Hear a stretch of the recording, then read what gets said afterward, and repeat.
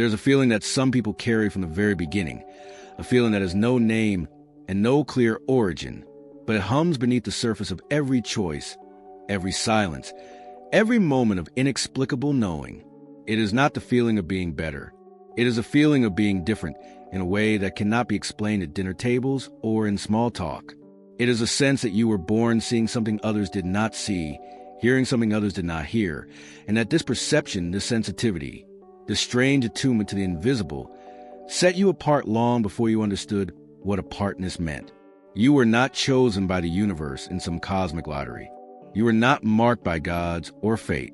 But something inside you was awake when others were still asleep, and that wakefulness came with a price. The price was loneliness. Not the loneliness of being alone, but the loneliness of being surrounded by people and still feeling like a stranger in your own life.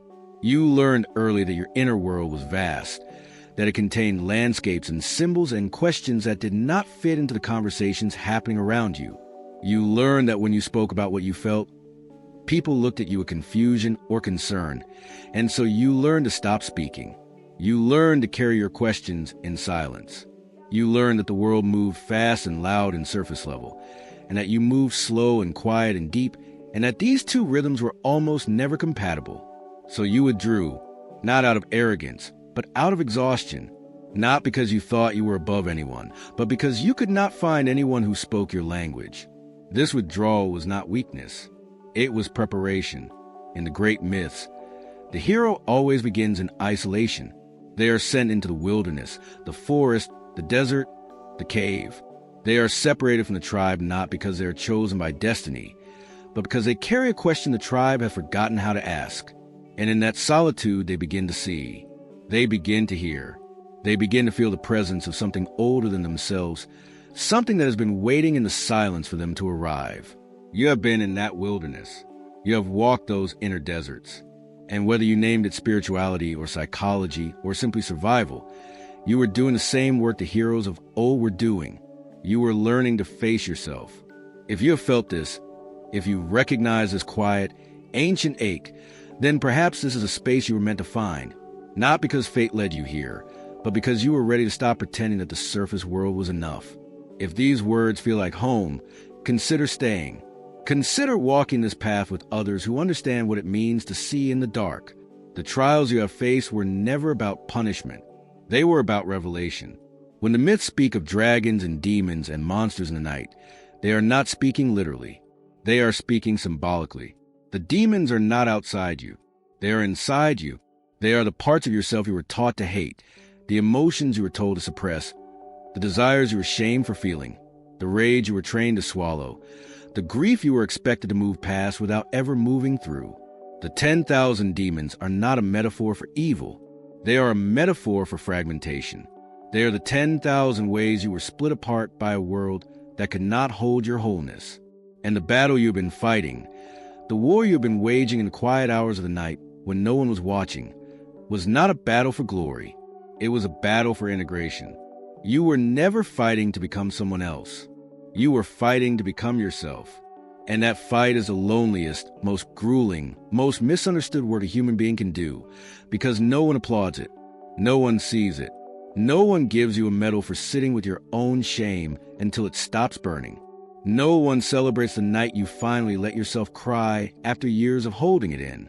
No one understands the courage it takes to look at the part of yourself you've been running from your entire life and say, I see you. I will not abandon you. I will bring you home. But you did it anyway. You kept going anyway. And that is not because you are chosen. That is because you are human. And humans, when they are brave enough, have the capacity to meet themselves in the fire and come out whole. The fire is always symbolic. It is a heat of transformation, the burning away of what is false, the purification of what remains. In alchemy, they called it the crucible. In mythology, they called it the underworld. In psychology, they call it the shadow work. But the name does not matter. What matters is that you went in. What matters is that you did not turn away. There were moments when you could have numbed yourself, moments when you could have distracted yourself into oblivion, moments when you could have chosen the easy lie over the hard truth. But you did not. You chose the fire. You chose to feel everything, to see everything, to face everything. And in doing so, you defeated not 10,000 external demons, but 10,000 internal illusions. You defeated the belief that you were broken. You defeated the belief that you were too much. You defeated the belief that your sensitivity was a curse. You defeated the belief that your questions made you wrong. You defeated the story that you were supposed to be smaller, quieter, simpler, safer. And now you stand in the aftermath of that battle, and you do not feel victorious. You feel tired. You feel raw. You feel like you've been stripped down to nothing, like every layer of armor you built to protect yourself has been burned away. And what remains is not a hero, but a human being who finally knows themselves. And that is enough. That is more than enough. That is everything. But the world does not see it that way. The world still wants you to perform. The world still wants you to prove your worth, to justify your existence, to produce something valuable, to be someone important. And this is where the final trial begins. This is where the myth turns inward one last time. Because the greatest temptation is not to fall back into old patterns. The greatest temptation is to mistake self-knowledge for superiority. The greatest temptation is to believe that because you have walked through the fire, you are now above those who have not. The greatest temptation is to take the archetype of the chosen one and make it literal, to wear like a badge, to use it to separate yourself from others, to say, I am awake and they are asleep, I am enlightened and they are blind, I have been chosen and they have not. This is the final demon, and it is the most dangerous one, because it masquerades as truth. It feels like truth. It sounds like truth, but it is not truth. It is ego dressed in spiritual language. It is the same old need for validation, wearing a new costume. And if you are not careful, if you are not vigilant, if you do not remain humble in the face of your own awakening, you will fall into this trap. You will become the very thing you once feared. You will become the person who looks down on others, who judges others, who believe they have arrived while everyone else is still lost. And in doing so, you will lose everything you fought so hard to gain. So the final act of this journey is not to claim the title of chosen one. The final act is to release it. The final act is to understand that the archetype was never a destination. It was a mirror. It was a way of seeing yourself clearly, a way of naming the process you were going through, a way of making sense of the loneliness and the pain and the relentless inner work. But it was never meant to be worn as an identity. It was never meant to separate you from others. It was meant to bring you home to yourself so that you could finally, truly, deeply see others as they are, so that you could recognize the same struggle in every human being you meet, so that you could look at someone who is still asleep and feel not judgment, but compassion. Because you remember what it was like to be asleep. You remember what it was like to be lost. You remember what it was like to be afraid. The myths do not end with a hero standing alone on a mountaintop, crowned and untouchable. The myths end with a hero returning to the village, bringing the knowledge back, sharing the medicine, becoming a bridge between worlds. The hero does not stay in the wilderness. The hero comes home, but they come home changed. They come home with eyes that see differently, with a heart that feels differently, with a presence that holds space differently. They do not come home to be worshipped. They come home to serve. And this is a paradox. The more deeply you know yourself, the less special you feel. The more fully you integrate your shadow, the more human you become. The more awake you are, the more you realize that awakening is not rare. It is only rare to admit it, to choose it, to walk it all the way through. Everyone has the capacity. Everyone has the inner fire. Everyone has the 10,000 demons waiting to be faced. The only difference is that you chose to face them. And that choice was not proof of your chosenness. That choice was proof of your humanity. You are walking a path that many have walked before you, and many will walk after you. It is an ancient path, older than any religion, deeper than any doctrine, more universal than any culture. It is a path of self-awareness, of moral development, of psychological integration, of spiritual maturity. And it is not easy. It will never be easy, but it is real. It is yours, and it is available to anyone who is willing to stop running, stop pretending, stop numbing, and start feeling. If this resonates, if this feels like the conversation you've been waiting to have, then know you are not alone in this. Others walk beside you, even in the silence. Stay if you feel called. Let this be one thread in the larger tapestry you are weaving. There is no finish line. There is no moment when you finally arrive and the work is done. There is only the ongoing practice of awareness, the ongoing choice to remain present, the ongoing willingness to face whatever arises without flinching. The demons do not stop coming. They simply change shape. What once looked like fear becomes doubt. What once looked like anger becomes resentment. What once looked like shame becomes perfectionism. The forms shift, but the work remains the same. You meet them, you name them, you understand them, you integrate them. And each time you do, you become a little more whole, a little more real, a little more free. This is not about transcendence. This is not about escaping the human condition. This is about fully inhabiting it. This is about being so deeply rooted in your own humanity that you can finally stop pretending to be anything other than what you are. And what you are is not a chosen one.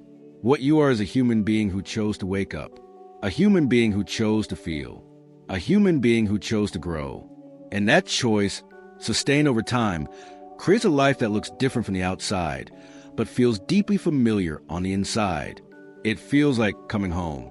The 10,000 demons you defeated were never your enemies. They were your teachers. Each one carried a lesson you needed to learn, a truth you needed to face, a part of yourself you needed to reclaim. And now that you have walked through that fire, now that you have met them all and survived, you understand something that most people will never understand. You understand that strength is not the absence of fear. Strength is the willingness to feel fear and move forward anyway. You understand that courage is not the absence of doubt. Courage is the willingness to act even when doubt is screaming in your ear. You understand that love is not the absence of pain. Love is the willingness to stay open even when pain is inevitable. These are not abstract spiritual concepts. These are lived truths, forged in the fire of your own experience, tested in the quiet crucible of your own heart. And they cannot be taken from you. They are not dependent on external validation. They are not contingent on anyone else's belief. They are yours. They are real. They are earned. But here is the humbling part. Here is the part that keeps you grounded. You did not do this alone. You were held by something larger than yourself. Even when you did not know it, you were supported by the same invisible intelligence that moves through all living things, the same force that grows trees from seeds and turns caterpillars into butterflies and pulls the moon across the sky. You were never separate from that force.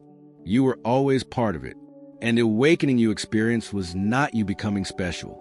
It was you remembering that you were never separate to begin with. This is why the myths matter. This is why the archetypes endure. Not because they point to a select few who are chosen, but because they point to a universal truth that lives in every human heart. The truth that we are all capable of transformation. The truth that we all carry light and shadow. The truth that we all have the power to face our demons and come out whole. The myths are not about gods. They are about us. They are maps of the inner landscape, guides of the journey from unconsciousness to consciousness, from fragmentation to integration, from fear to love. And you have been walking that map, whether you knew it or not. Every time you chose honesty over comfort, you were walking it. Every time you chose growth over safety, you were walking it. Every time you chose presence over distraction, you were walking it. You did not need a teacher to tell you how. You did not need a guru to give you permission. You needed only to listen to the quiet voice inside you that has been whispering the truth all along. The voice that said, there is more. The voice that said, keep going. The voice that said, you are not broken, you are becoming. That voice is not special. That voice is human. It lives in everyone. But not everyone listens. Not everyone trusts it. Not everyone follows it all the way into the dark. You did. And that is not because you were chosen. That is because you were brave. And bravery is not a gift. Bravery is a choice. A choice you made again and again and again, in moments no one else saw, in battles no one else knew you were fighting, in silence and solitude and uncertainty. So when you look back on the path you have walked, when you see the 10,000 demons you have faced and the 10,000 versions of yourself you have shed, do not make the mistake of thinking you are finished. Do not make the mistake of thinking you have arrived. Do not make the mistake of thinking you are now somehow above the struggle. The struggle is the path. The struggle is the teacher. The struggle is a fire that keeps you awake. And the moment you stop struggling, the moment you declare yourself enlightened, the moment you separate yourself from the messy, beautiful, painful reality of being human, you will begin to fall asleep again. Stay awake, not because you are chosen, but because you have tasted what it feels like to be awake, and you know you cannot go back. Stay awake because the world needs people who are willing to feel, to see, to face the truth without flinching. Stay awake because the only way through the darkness, both personal and collective, is to stop pretending it is not there. Stay awake because your presence, your awareness, your willingness to remain conscious even when it hurts, is a gift, not to yourself alone, but to everyone you meet. You do not have to announce it. You do not have to perform it. You do not have to prove it. You simply have to be it. And being it is enough. Being present is enough. Being real is enough. Being human is enough. The chosen one is not a person. The chosen one is a moment. The moment you stop running from yourself. The moment you stop waiting for permission. The moment you stop looking outside for answers and start trusting the wisdom that has always lived inside you. That moment is available to everyone. That moment is happening right now. For someone, somewhere, who is ready to face their demons and walk into the fire. And when they do, they will not be alone, because you walked it first. And your footprints are still there, invisible but real, marking the path of those who come after. This is the true meaning of the myth. Not that some are chosen and others are not, but that the path is always there waiting, and anyone who is willing to walk will find that they were never walking alone. They were always held. They were always guided. They were always part of something larger, something older, something that does not need their belief to be real. If you have stayed this long, if you have listened this deeply, then perhaps you already know what I am about to say. Perhaps you feel it stirring in your chest, that quiet recognition, that ancient knowing. If so, let this be a reminder that the journey continues, and there is value in walking it together, even from a distance. Consider staying. Consider returning. Consider letting this be one voice among many that reminds you who you are. So here's the final truth, the one that holds all the others. You are not the chosen one. You are the one who chose. You chose to feel when it would have been easier to numb. You chose to see when it would have been easier to look away. You chose to grow when it would have been easier to stay small. And that choice, that daily moment-by-moment choice to remain awake, is the only magic that has ever existed. It is not destiny. It is decision. It is not fate. It is will. It is not a gift from the gods. It is a responsibility you took upon yourself the moment you stopped pretending you did not see what you saw. And now you carry that responsibility forward, not as a burden, but as a practice. You carry it in the way you listen, in the way you speak, in the way you hold space for others, in the way you refuse to participate in the unconsciousness that surrounds you. You carry it quietly, humbly, without fanfare, without need for recognition. You carry it because you cannot do otherwise. Because once you have seen, you cannot unsee. Once you have felt, you cannot unfeel. Once you have chosen, you cannot unchoose. This is not a curse. This is a calling. Not a calling from outside, but a calling from within. A calling that has no voice but your own. A calling that asks nothing more than that you remain true to what you know. That you continue to walk the path even when it is lonely, even when it is hard, even when no one is watching. Because the path is not about destination. The path is about becoming. And you're always becoming. So when the next demon rises, and it will meet it with the same courage you have always had.